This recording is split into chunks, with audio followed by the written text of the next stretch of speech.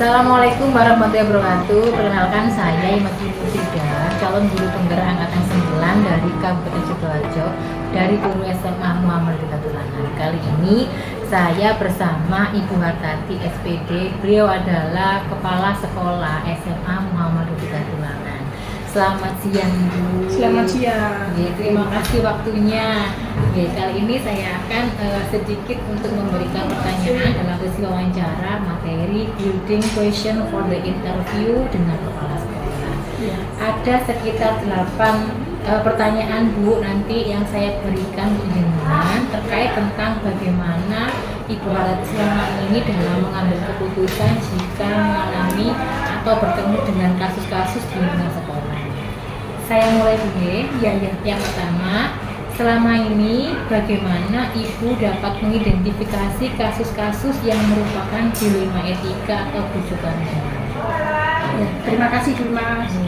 Assalamualaikum warahmatullahi wabarakatuh. Saya akan menjawab pertanyaan dari guru penggerak Bu Imati Mufidah. Untuk dilema etika, di sini kita pengamatan keseharian Bapak Ibu guru yang masuk sekolah. Karena di sini kita ambil ada guru yang sering terlambat datang ke sekolah. Dari keterlambatan itu kita cari masalahnya, kita cari permasalahannya, nanti akan kita cari jalan keluarnya. Berarti ada konfirmasi terlebih dahulu, Bu. Tidak langsung mengidentifikasi yang bersangkutan. Baik. Untuk kedua Ibu, selama ini bagaimana Ibu Hartati menjalankan keputusan di SMA Muhammad Tulangan, terutama untuk kasus-kasus di mana ada dua kepentingan yang sama-sama besar atau sama-sama mengandung nilai kebajikan. Dari kepentingan yang sama-sama benar itu kita cari data dulu yang valid. Setelah itu dari data yang valid kita akan memprioritaskan data yang valid itu kita ambil yang terbaik. Jadi kalau saya bisa menangkap, jenengan akan melakukan observasi ya dengan cara mencari data yang terbaik. Jadi selama jenengan mencari data itu berarti belum memutuskan keputusan, masih mencari data-data. Baik. Yang ketiga Ibu, langkah-langkah atau prosedur yang seperti apa yang akan Ibu lakukan selama ini? Langkah awal yaitu kita memanggil guru yang sering terlambat tadi atau izin. Dari data itu kita tanya guru itu, kita panggil secara berdua, face to face. Karena kalau secara berdua mungkin dia bercerita apa sih permasalahan sehingga dia sering datang terlambat ke sekolah. Berarti dengan memanggil secara face to face Ibu yang bersangkutan, kemudian bicara dari ke hati mungkin seperti itu, apa sih penyebabnya sehingga sering terlambat. Baik, yang keempat Ibu, hal-hal apa saja yang selama ini Ibu anggap efektif dalam pengambilan keputusan pada kasus-kasus dilema etika? Hal yang dilema etika tadi yaitu memanggil tadi, dengan memanggil secara berdua dia bercerita. Selama ini terus terang kepada kepala sekolah. Temuannya yaitu dia itu di rumah itu mempersiapkan orang tuanya dulu yang sedang sakit. Jadi kalau sudah siap semua baru dia itu berangkat ke sekolah. Itu yang menyebabkan keterlambatan dia. Akhirnya ketemu belum dia setelah melakukan identifikasi dan mencari data dulu. Baik, kemudian Ibu, pertanyaan yang kelima, hal-hal apa saja yang selama ini merupakan tantangan dalam pengambilan keputusan pada kasus-kasus dilema etika? Kita kan manusia, sosial. Dari sisi itu kan kita juga merasa kasihan karena menyelamat ibunya yang sakit. Tapi kita sebagai kepala sekolah harus melaksanakan kebijakan, keadilan. Jadi tetap keadilan itu kita pertahankan atau kita buat memang biar menjadi suatu keputusan.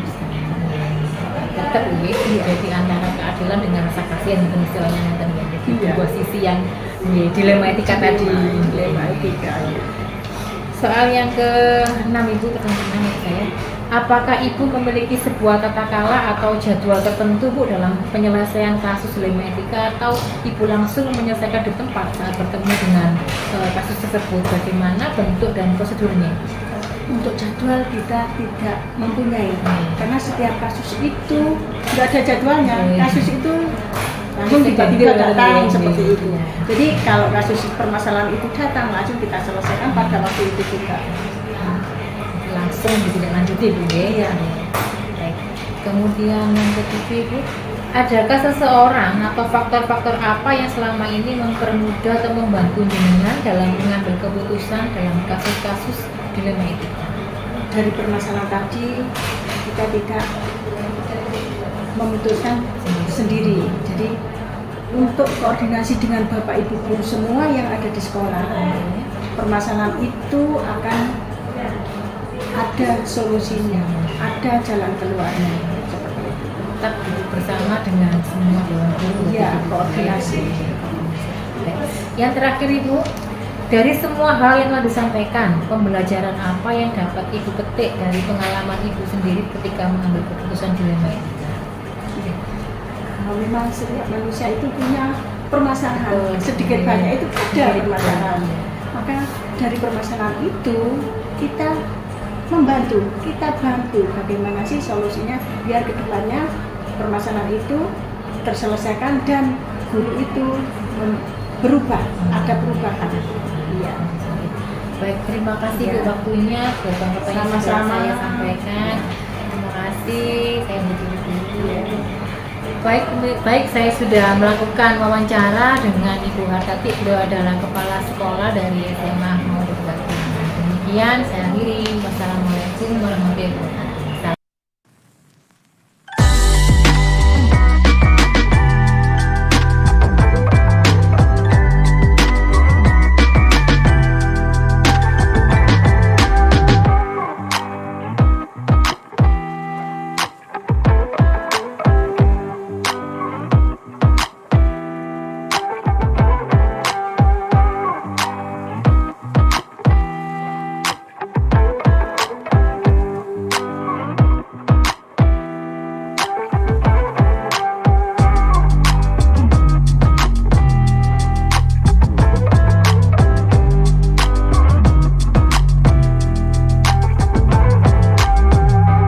Assalamualaikum warahmatullahi wabarakatuh. Ibu Risna Maharani, Kepala Sekolah dari SMA Muhammadiyah 4 Porong.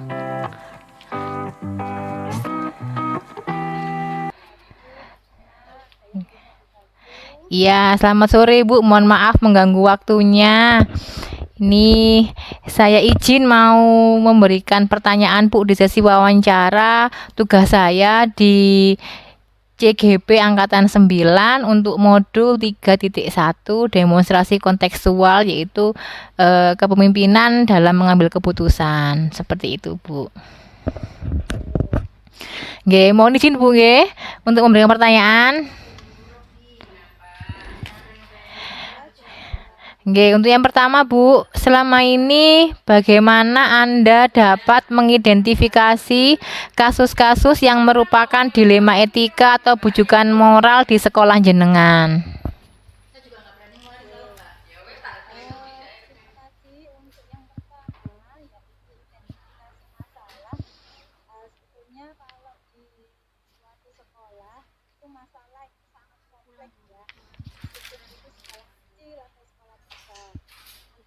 Yang pertama terkait dengan PTK, kemudian terkait dengan kesiswaan, terkait dengan masyarakat, sarana, dan sebagainya.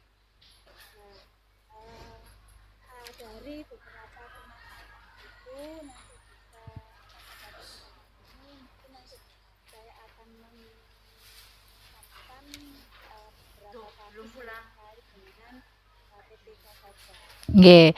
Baik, berarti kita nanti fokus di PTK Bu nggih. Nggih, untuk pertanyaan kedua Bu, selama ini bagaimana Ibu Risna menjalankan pengambilan keputusan di sekolah jenengan, terutama untuk kasus-kasus di mana ada dua kepentingan yang sama-sama benar Bu, atau sama-sama mengandung nilai kebajikan?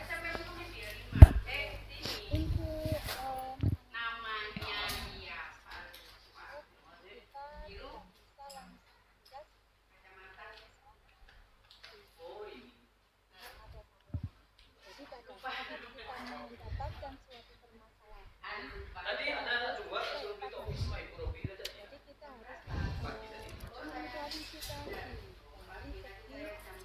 mengklarifikasi dari segi dari segi pandang objeknya, kemudian dari apa yang lain misalnya tempatnya, Hmm. kemudian orang lain, kemudian mungkin kalau misalkan itu mungkin dari siswa, nah, kita cari salah itu, kemudian nanti apa namanya kita diskusikan,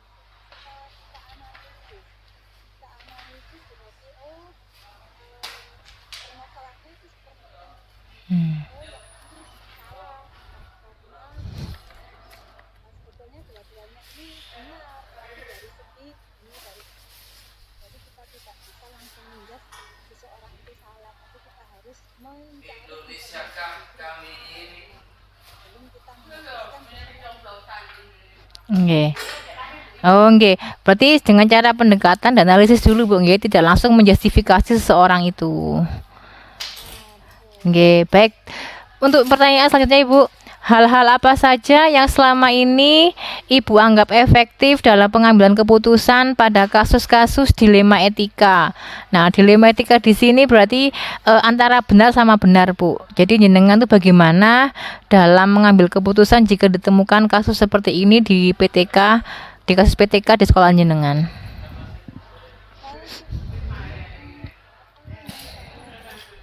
yang lebih efektif itu kita mengajak bicara baik itu atau orang itu kita ajak bicara kok bisa seperti ini sepertinya sehingga kita bisa memberikan masukan kepada dua-duanya bahwa seperti ini tuh melanggar tanda tertib, seperti ini tuh sehingga kita bicarakan dan ini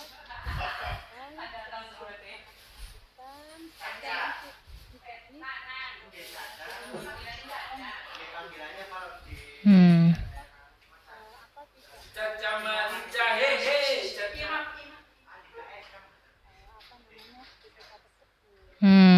Nggih. Nggih. Baik, Ibu. Kemudian apa tantangan jenengan dalam pengambilan keputusan menggunakan teknik itu? Apakah ada tantangan yang berarti atau selama ini bagaimana jenengan menghadapinya? tantangannya itu banyak sekali ya. Nggih. Antara lain itu kita menghadapi PTK itu tidak semuanya itu bisa menerima. Jadi kita beri masukan, kita beri tidak semuanya menerima. Kadang itu malah kita yang di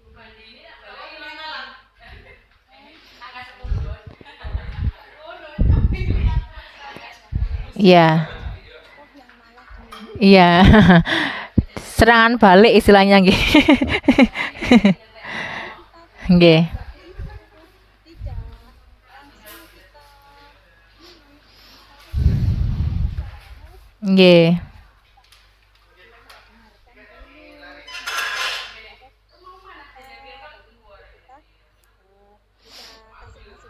jadi tantangannya itu tidak semuanya itu langsung menerima. Nggih. Wonten nggih. Orang kan berbeda-beda. Iya. Nggih. Berarti dalam menghadapi hal itu apakah jenengan ada jadwal tertentu dalam melakukan pembinaan atau mungkin langsung menyelesaikan di tempat saat bertemu dengan kasus-kasusnya seperti itu, Bu? Ya, kita ada waktu itu sebelumnya, jadi kita ada pertemuan rutin, Hmm. ya.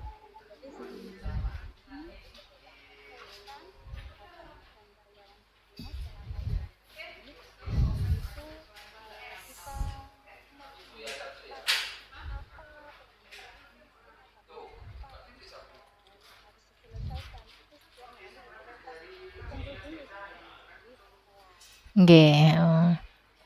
Gitu nggih. itu barangkali ada yang menyampaikan, nah itu kita fasilitasi. Nggih. Berarti setiap pagi ada briefing nggih, Bu, sebelum sebelum memulai KBM ngoten nggih. Nggih. Baik Bu, selanjutnya adakah seseorang atau faktor-faktor apa yang selama ini mempermudah atau membantu jenengan dalam pengambilan keputusan dalam kasus dilema etika? Untuk mengambil siswa itu, jadi kepala sekolah ini kan tidak memutuskan sendiri, Nggih, tim yang nggih. Hmm. tapi jika ada permasalahan yang harus dikoordinasikan itu kita koordinasi dengan para bapak ibu wakil dulu Hmm. kemudian baru kita Nggih, tetap melibatkan tim Bu nggih, tim Waka di sini yang untuk sebagai referensi dalam mengambil keputusan. Baik Ibu, yang terakhir pertanyaannya yaitu dari semua hal yang telah disampaikan, pembelajaran apa yang dapat jenengan petik dari pengalaman Anda saat mengambil keputusan dilema etika?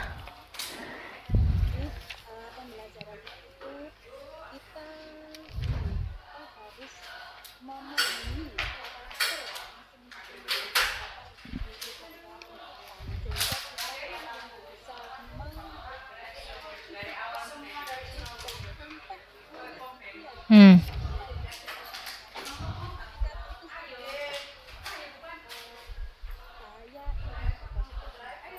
Hmm. Nggih, nggih. Nggih.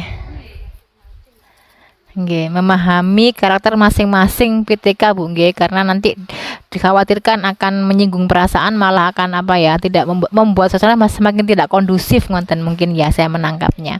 Nggih. Baik Ibu Risna, terima kasih untuk waktunya. Terima kasih sudah bersedia saya wawancara terkait tentang kepemimpinan di sekolah jenengan. Nggih. Nggih, selamat sore, matur nuwun Bu Risna. Nggih, assalamualaikum.